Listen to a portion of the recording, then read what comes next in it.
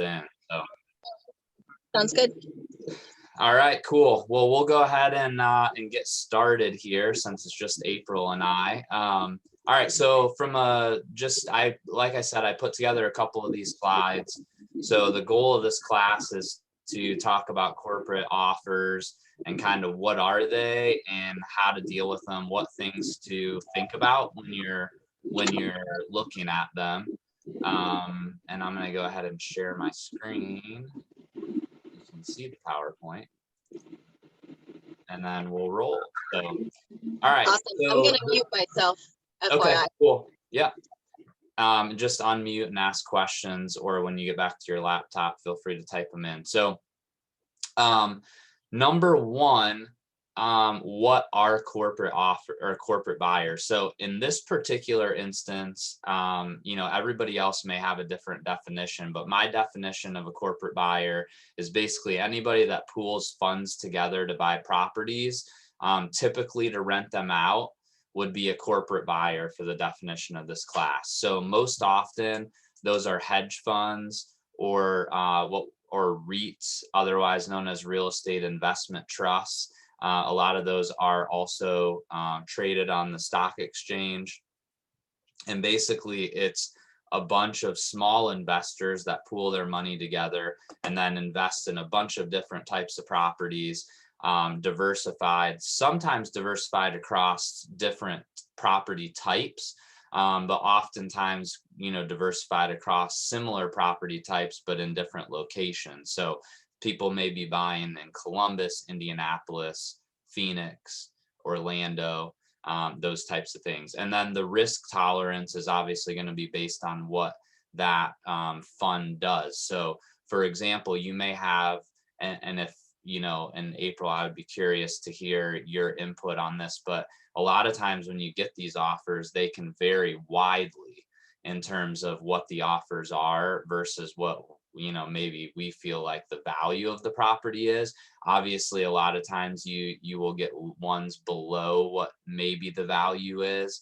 But I've also had situations where this person was paying ridiculously high price for a property based on what they were going to use it for, which was renting it out. So I think it goes across the board, and it all just depends on what their shareholders are looking for in terms of a return as to what their target is with regards to what they feel comfortable offering. So again, I had that listing not too long ago, about a month ago, was the first I've experienced this. And we had 9 offers, 5 of them were corporate buyers, sight unseen, as is. 2 were right at ask. The other ones were above asking price, not like aggressively like you're seeing with a lot of these buyers this time of year, but yeah, mine were all over the range, but right at asking and higher. So again, a month ago, it was a little bit different than what it is right now, but it's not too much different. Yeah, no doubt. Well, that's definitely helpful and definitely something that I've seen as well. And so I think it just it just is going to depend on what those individual investors or that buyer is looking to accomplish with regards to their return. But it definitely has surprised me a few times, because when I started doing the math, I'm like, whoa, like they're really not making much money on this. And it's a lot of risk. So I'm going to pull up here at some point. So while I talk, if I seem distracted a little bit, I want to pull up one of these offers because I think it would be super valuable to go through it. But I'm also going to kind of cover up the information just because I'm not sure from a legal perspective how much of this I can put, since this is going to go on YouTube. So all right, so basically though, when we talk about corporate buyers, kind of what the process looks like, and I think this is probably more than anything from the conversations I've had with other agents, what people want to know about is, what does the process look like when you work with one of them? And like April had mentioned to me before I started the recording, is that she kind of thought it was a scam. And what I would say as a disclaimer is that, different buyers from that are playing in this game have different levels of experience, especially when you talk about their setup maybe here in Columbus, or even if you talk about their setup in Ohio. So for example, I had the first time I ever worked with a seller accepting one of these offers, it was a guy who literally, I think that this was like the first weekend that they were buying properties in Ohio. And he was a mess in terms of understanding what he wanted, needed, all of that stuff. And basically, we went into contract with him. And then during the due diligence phase, he was like, "Oh, you told me this was going to rent for XYZ. I don't even remember what the numbers were." And I was like, "Buddy, you never asked me what I thought that this would rent for." And he's like, "Well, we thought it would rent for 1,500 and it will really only rent for 1,200 based on a deeper analysis." And so they ended up backing out, which is something I want to talk about in terms of some of the risks of accepting these offers. But he basically was just ill prepared to compete in this market. I'm assuming if he's still around, that he probably is in a better position now to compete in this market. But certainly, there's varying degrees. So when we go into what is a due diligence phase look like with one of these guys, or gals, one of these companies, that's definitely something important from an education perspective to the seller, as well as for you from just an expectation perspective. So the first thing about the corporate buyers is the offer. To my knowledge, I haven't come across one yet where they actually go look at the properties. So part of the game, I'll call it, is that typically these agents are working for 1 to 1.5% commission on the buy side. And so they're rebating that commission back to the company, the difference between what they get and whatever they've agreed upon. And so part of that deal is they're not going and looking at the properties. So they're doing an analysis on the properties based on the pictures, basically, which we all know can be deceiving. So caution number one is definitely that if you know your pictures look way better than what it's like in person, be careful with these offers, because part of the inspection period is going to be sending an inspector in there. And for all the repairs that they find, they have a small threshold. And if it goes over that threshold, they're going to want to renegotiate the price based on the actual condition of the property. So just know that. Offers are, as far as I'm aware, always cash. And as April mentioned, offline, usually they're large proof of funds. So definitely in the millions. I don't think I've seen any billions yet, but definitely in the millions. I've gotten cover letters from one of them in particular that has a cover letter that says something like, "We own over 40,000 single family properties across the United States." So those types of things are, definitely going to be signs that you're dealing with a corporate buyer. So the first thing that you have to be careful of, again, is that they've never seen the property. So they've only looked at the pictures. So the seller has to understand that. Then the next thing is cash. The third thing is the due diligence period. Now, in our contract, it's typically going to stay the inspection period because we have the standard contract. However, the big thing that I see very often with these guys is that they'll do a couple things. Number one, they usually have an addendum that comes along with the purchase contract, which states several things that basically discount our normal purchase contract. But the second thing that I've seen several times is that they actually cross out the requirement in the purchase contract to have an inspection report. So our purchase contract basically requires the buyer, back in the day when we used to have request to remedies all the time, if you're going to submit a request to remedy, and actually if you're going to submit a termination due to inspection, the contract actually requires you to submit an inspection report. And if you don't submit an inspection report, technically, you don't have the right to terminate. And so so that requirement is oftentimes crossed out or struck out of the contract. And so that basically turns the inspection period into a due diligence period because they can essentially cancel for any reason. And so those reasons typically are, like I mentioned, rents. Most of these buyers are buying these properties to rent them out. And so there's a specific return. Like one of the people I talked to, they were only looking for a 2 to 3% annual return. So the numbers have to match. But when you're only looking at 2 to 3%, you can imagine if there's a major repair or something that's going to increase the cost of the property to the buyer, that 2 to 3% return quickly comes into jeopardy. And when you're dealing with that small of a margin, it doesn't take much to upset that apple cart. The other thing that they're doing is the agents, as far as I've been able to figure out, that are working for them are doing an analysis on the repairs required, number one, the comps, which is the least important part. But number three is the sales comps. The third thing they're looking at, though, which is one of the most important, are the rental comps. And so what happens is after they go into contract, they take all of that analysis that they've done and they send it to what's called an asset manager or an acquisition manager, depending on the company. And they're basically looking at that and they're going to sign off on that.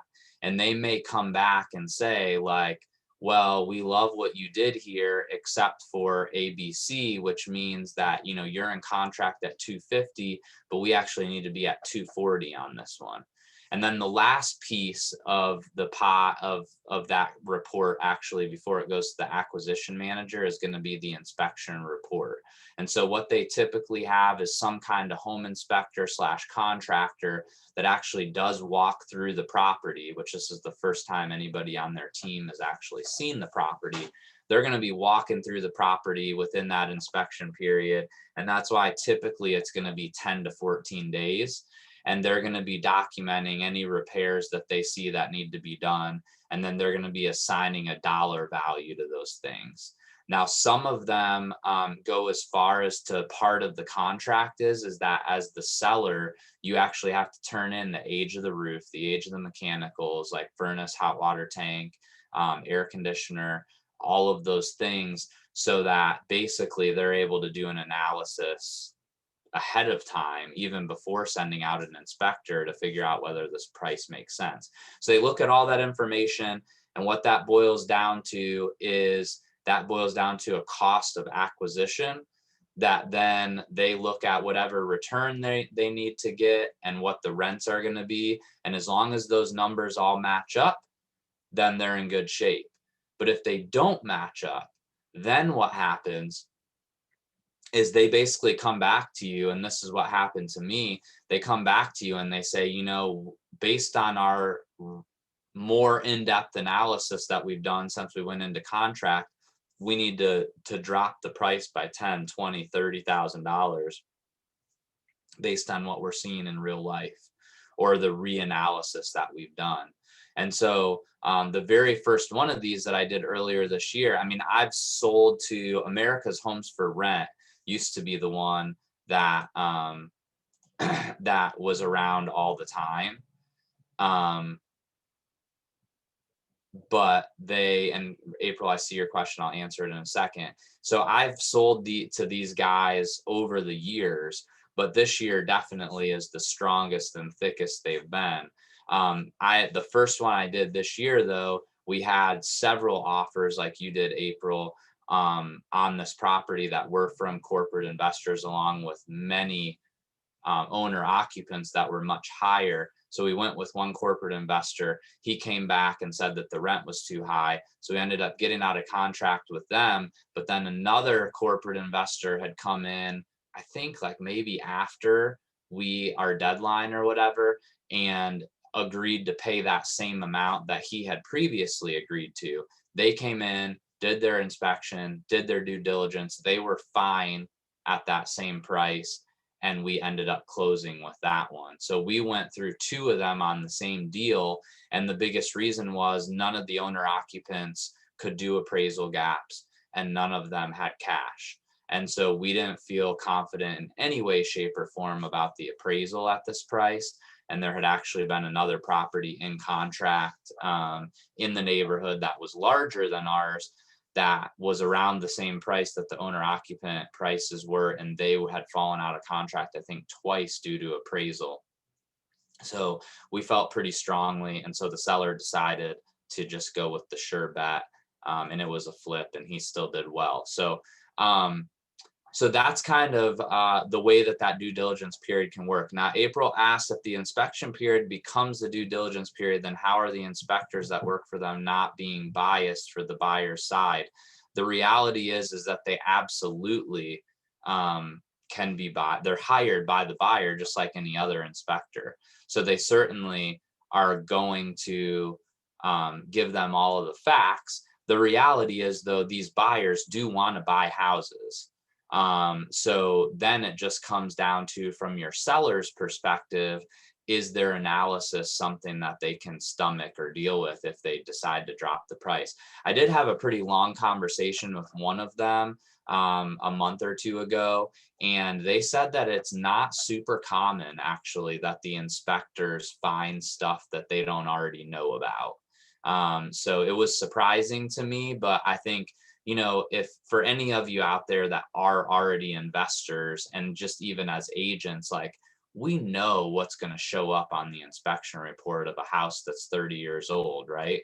Like, we know what the building challenges, what things they were doing back in the 90s that have turned out to not work so well, and are now being, phased out in new construction or not done anymore.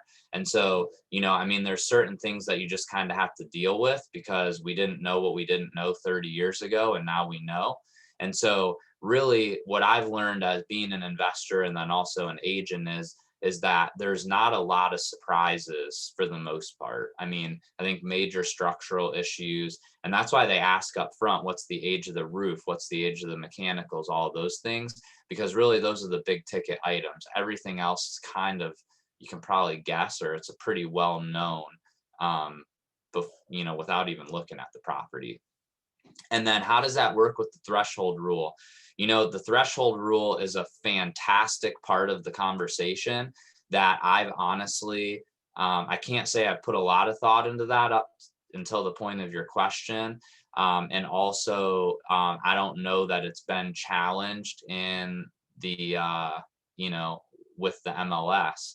So that could be a question that maybe Joan or somebody from the board might be able to answer. But if it hasn't come up yet, I have to imagine that it's only a matter of time before that becomes something valid, because obviously they never did look at it. I do think, though, the threshold rule typically is in a scenario where the buyer has looked at the property like through an open house or something like that, and you as the agent had contact with them, and therefore you've been the reason that they're writing the offer. In this case, because they actually haven't looked at the property with you as the agent, I don't know whether you have a justification to not co-op, because they're still the reason why you're getting the offer.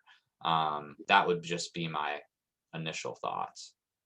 So I had this I think last year sometime, clients, and I'm going to be very vague because you are recording this, with a different MLS where they went to the open house, they loved it, and this is a crazy market. They wanted to write an offer. We wrote an offer, we went into contract, but during the inspection period, we found a lot of things that weren't good. And I was there for the inspection period.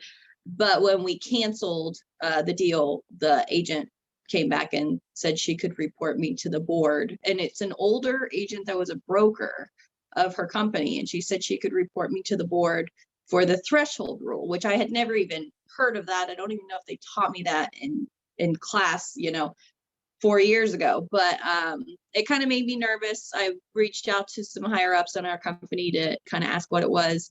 And in the end, they said, you've got nothing to worry about because you were physically there. And it's an old, outdated rule. But again, made me nervous that someone that was a broker of our company was trying to strong arm me and my clients into Yeah, staying. well, I mean, the big thing in that scenario is that the whole concept of the threshold rule has nothing to do with agency. The threshold rule has to do with who gets the commission, but if the deal never closes, then nobody gets commission, so it's not something to worry about. I think if anything, you would have a case possibly with these buyers to not pay the cooperating commission. But I think the difference between these guys and your scenario is that your buyers actually did go look at the house without you. And that's where the threshold rule, that's why it's called the threshold rule, because the buyers walked over the threshold without you. But that's not the case with these buyers. They just didn't look at it at all. So I don't think, but it would be something, I mean, NAR, our ethics require us to move forward with the transaction and not be a hindrance to the completion of it. So that would be something that would be worked out after we closed, and then you could theoretically take them to, the grievance committee and go after that commission if you felt like you had a case as the listing agent. But I don't think that you would have a case because, again, they haven't actually gone and looked at the property without you. Okay, I was gonna So say, that- I mean, I had the buyer in that case, and I Yeah. physically was there with them for the inspection, so I was there with them. But because I wasn't there with the initial open house, that's what she was trying to get. Yeah, but the reality is her argument is null and void because that's an argument that happens over the commission. There's no, like, you're allowed to work for free as a representative of the buyer. License law, doesn't allow the listing agent to force the buyer to work with her. So the question now just becomes about the commission and who earns it. And that's something that has to be handled after the closing. But in a case like that, there was no closing and no commission. So Right. it's literally like whoever gave you that advice. I mean, it's just not even a point in that scenario anyways. Had it closed, then she could have went for, she might have had a case depending on how that MLS handles those situations. So, but yeah, so I think it's a great question and something I kind of had to talk through out loud, but yeah, I don't think it would be an issue in this case. Okay. All right, cool. So going back to number 5 here, must use their title company. I don't think I've gotten an offer yet where they didn't require us to use their title company. So the biggest things to keep in mind there are making sure that their fees are similar or less than what your traditional title company would be, since you're the listing agent. And then and that you stay on top of them. So one thing, I just closed one of these last week, and one thing that happened there, the title company sent their fee sheet over, which took a while because of the second point here. These title companies, I'm assuming, strike deals with these buyers to do things for really inexpensively for them. But because of that, they load up these title agents.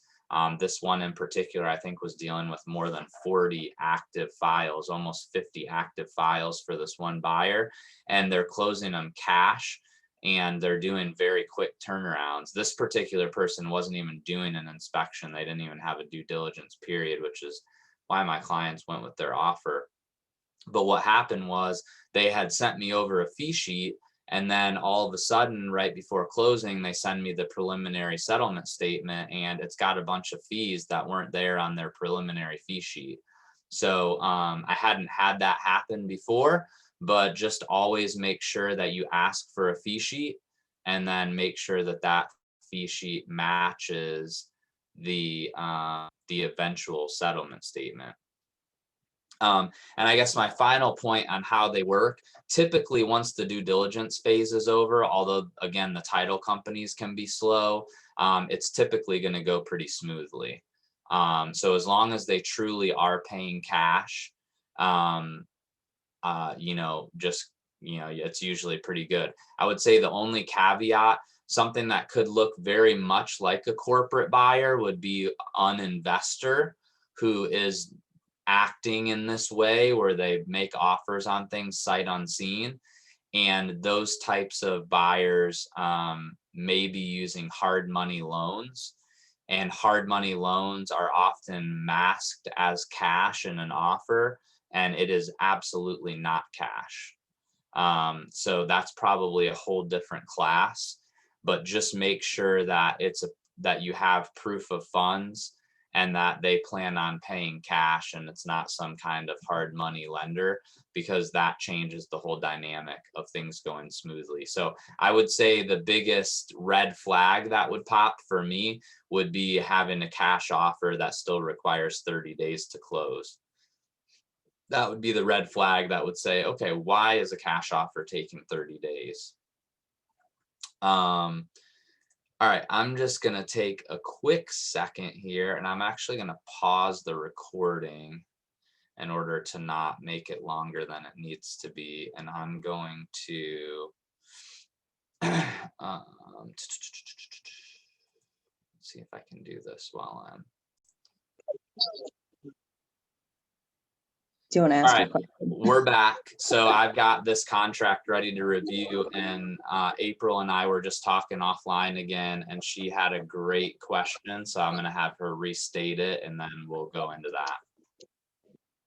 So one of my offers that came in, and it was the very first offer, actually, it was while we were still coming soon, that came in, was like I want to say it was a low $1 billion proof of funds letter, which kind of blew me away a little bit. And I thought I was getting scammed. Since most of these are cash deal, actually, I think almost all of them are probably cash deals. How do you prove, like, you can't call the lender to make sure that they're solid buyers, to make sure they're not just forging a document? Well, I mean, you could. That's the first thing you could do, is call Wells Fargo or whoever wrote the proof of funds.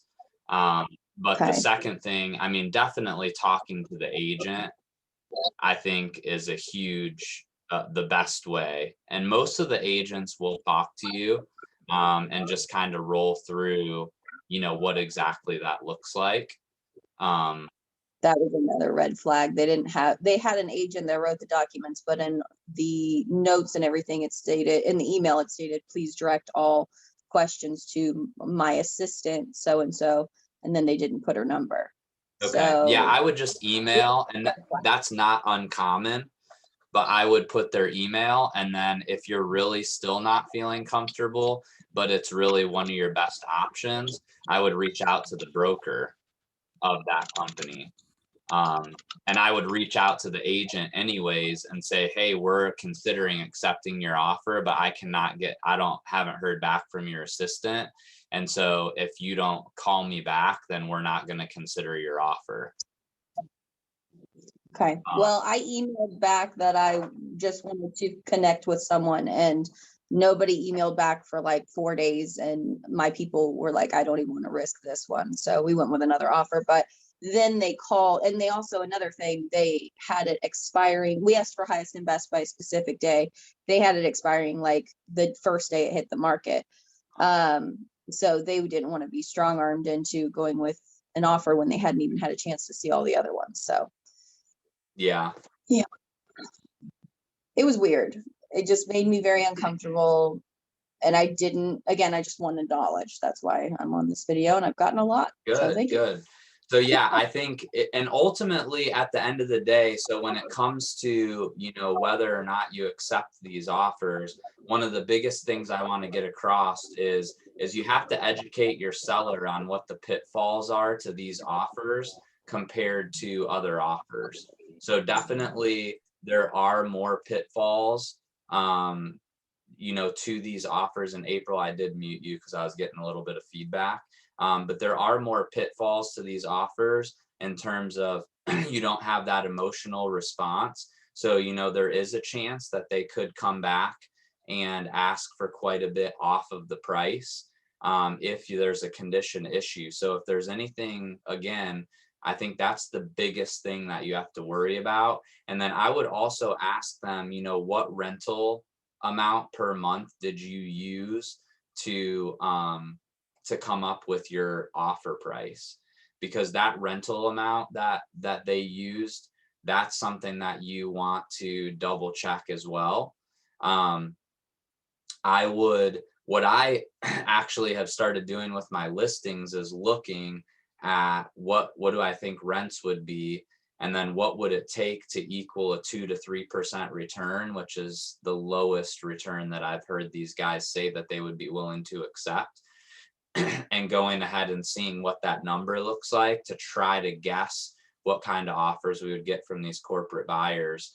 But I think you do want to check that, because if they're off on their rent number, that's another thing that can make a major difference in what happens at the end of the day. So I think it's educating your seller on what these buyers are looking at. And obviously cash is always attractive. But understanding that, hey, we've got to make sure all these numbers are realistic. And if they're not, then, you know, just like obviously on a regular purchase price or purchase contract, you know, just because you get this huge per offer number on the purchase contract, if there's no way it's ever going to appraise for that, then it's a waste of time. Well, same thing with rents. You know, if they've said it's going to rent for $1,500, but the neighbor's house just rented for $1,250, you know, the reality is that's not making it to closing at the offer price.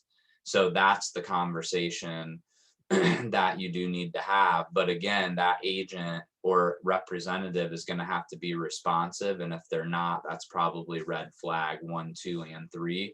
And you probably just choose to go in a different direction, assuming that you have other offers. What I think is what could happen if these guys stick around in Columbus, which I think they probably will, is that as inventory increases a little bit, you're going to run into situations where this is the only offer that you have in hand, maybe, or it's one of 2 offers, and it may be the highest offer that you have. And so in that instance, it's going to require us as agents to be more knowledgeable on this topic. So again, hopefully we'll all be able to do this in a mastermind kind of setting, maybe a few more people here. But just to run through this offer, so they've done a pretty good job of kind of putting themselves in to explain to the seller what they're offering. But this was a property that I had listed that was listed for, this was an over list price offer, cash, no appraisal. Obviously they picked the title company. And they wanted earnest money deposited with them as well, which is another thing to keep in mind, is that the whole earnest money paragraph in our contract has to do with the broker controlling the earnest money. Once the broker doesn't control the earnest money anymore, the terms of release of that money can change.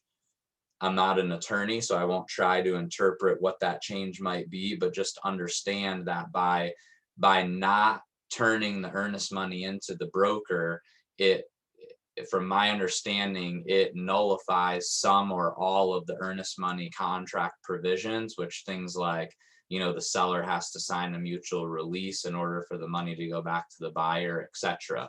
So just make sure if the title company is going to hold the earnest money, that you understand what the repercussions of that are.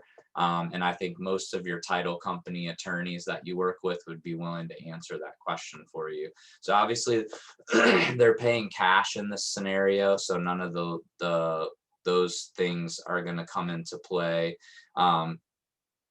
All the appliances will remain with the exception of the washer and dryer, but then they also have this. So they, you know, if you're a seller who is providing possession at closing, they want everything to be out by prior to the final walkthrough. So and they include but not limit to all firewood, fire pits, hot tubs, swing set, pool table, paint cans, carpet remnants, cinder blocks.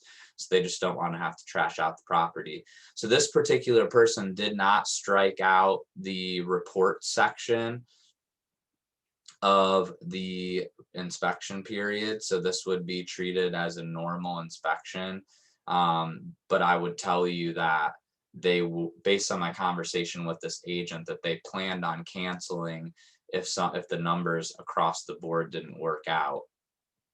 And the reality that we all know is that most of our sellers aren't willing to take buyers to court in this market, because it's hard to prove a loss. So then they had a remedy period as well. So again, not as attractive maybe. Well, it wasn't, because we didn't end up taking this offer on this property. No home warranty though, which is pretty typical. And then this is where, so the earnest money, they crossed out the buyer broker and put the closing agent, and then changed it to 5 calendar days after acceptance. But then the rest of the earnest money section that identifies the buyer broker over and over again was left in there. So the question is, since the buyer broker isn't holding the earnest money, do all these things apply to the closing agent as well? And the answer is, it's not clear. So if they had gone through here and changed everywhere where it says buyer broker to closing agent, then maybe that would have been more clear, but they didn't do that. So scrolling down here, otherwise it's pretty self-explanatory. The 21 days from acceptance conversation. So basically you got a 10-day inspection period, 3-day remedy period. So then that takes you to 13 days, and then they're closing a week later. These guys were asking for possession at closing. And typically what I see with these guys is that they often give significant time for response. So this one was open until May 26th, and the original offer was written May 24th. But I reached out to this guy, and I think they said that it was like the numbers were good for a week, basically, was what their standard was.